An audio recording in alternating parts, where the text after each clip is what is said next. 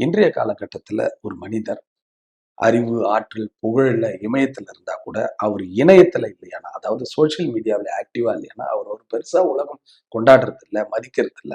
தகுதி இல்லாத மனிதர்கள் வந்து சோசியல் மீடியால ஆக்டிவா அப்படி இப்படிலாம் வீடியோ போடுறத வச்சு கூட மக்கள் அவருங்க மதிக்கிறாங்க, வணங்குறாங்க, கொண்டாடக்கூடிய ஒரு செலிபிரிட்டி அந்தஸ்துல வச்சு கொண்டாடுறாங்க. ஒரே ஒரு டிவி நிகழ்ச்சியில பார்ட்டிசிபேட் பண்ணா கூட, ஒரு டிவி நிகழ்ச்சிய தொகுத்து வழங்குனா கூட சோசியல் மீடியால ஏகப்பட்ட ஆங்கிள்ல வீடியோ, போட்டோஸ் எடுத்து போட்டு பிரபலமாயி, அவங்களும் பிரபலம் அடைகிறாங்க. அந்த வகையில சோசியல் மீடியா என்னன்னு தெரியாத ஒரு மிகப்பெரிய பிரபலம். கிட்டத்தட்ட 2000 தொலைக்காட்சி நிகழ்ச்சிக்கு மேல தன்னோட ஆளுமை தன்மையை நிரூபிச்ச அந்த ஒரு மாமனிதர். மீடியா வரலாற்றுல இவர் பெயர் ஃபில் பண்ணாத அந்த மீடியா பக்கங்கள், அந்த புத்தகம் முழுமை பெறாது. அப்படிப்பட்ட டிவி பர்சனாலிட்டி.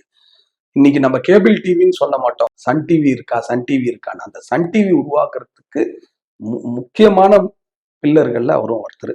சன் டிவியின் மூலயமா 90ஸ்லயே கவிதை கேளுங்கள் நிகழ்ச்சியை தொகுத்து வழங்கி நிறைய கவிஞர்களை உலகுக்கு அடையாளம் காட்டின மிகப்பெரிய கவிஞர், மிகப்பெரிய ஆளுமை. இன்னைக்கு நிறைய பிரபலமான கவிஞர்கள் அவரோட ஆளுமை தன்மை கீழே தான் வந்திருக்காங்க. இவரை புகழாத பிரபலங்கள் இல்லை. ஹோஸ்ட் பண்றது, தமிழ் உச்சரிப்புக்கு ஏகப்பட்ட பிரபலங்களே அவர் ஃபாலோயர்ஸா இருக்கிறாங்க. அதுல ரொம்ப முக்கியமான ஒரு ஃபாலோயர் பாத்தீங்கன்னா, அவர் விரும்பக்கூடிய ஃபாலோயர் நமது முன்னாள் முதலமைச்சர் கலைஞர் ஐயா அவர்கள். ஏகப்பட்ட நட்பு வட்டங்கள், பிரபலமான வட்டங்களை வந்து தன்னோட நேர்த்தியான அந்த தமிழ் உச்சரிப்பு மூலியமா ஒருங்கிணைச்சவர். நீயா நானா நிகழ்ச்சிக்கு ஒரு முன்னோடி. இவர் கலைஞர் டிவில நெஞ்சு பொறுக்குதில்லையே, தூர்தர்ஷன்ல காரசார நிகழ்ச்சியின் மூலமா அவர் ஏற்படுத்தின அந்த தாக்கம் தான் நீயா நானாவோட ரிஃப்ளெக்ட். ஆனா அது பிரபலமாச்சு.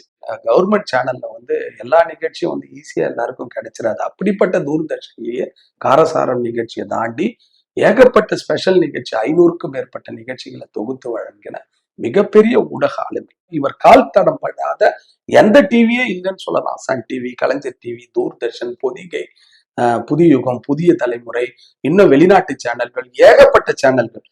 அதன் மூலியமா 2000 நிகழ்ச்சிக்கு மேல தொகுத்து வழங்கியிருக்காரு. அதுல குறிப்பிட்டு டிடி காரசார நிகழ்ச்சி 200 நிகழ்ச்சிகளுக்கு மேல ஒருங்கிணைச்சிருக்காரு. கலைஞர் டிவில பாத்தீங்கன்னா நெஞ்சு பொறுக்குதில்லை மூலியமா 200 எபிசோடுக்கு மேல. இது இல்லாத உலகம் ஃபுல்லாவே ஏகப்பட்ட நிகழ்ச்சிகளுக்கு ஹோஸ்ட் பண்ணியிருக்காரு.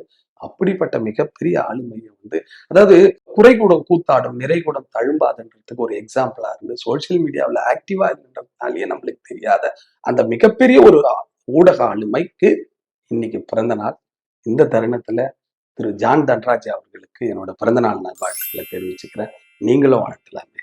நன்றி, வணக்கம்.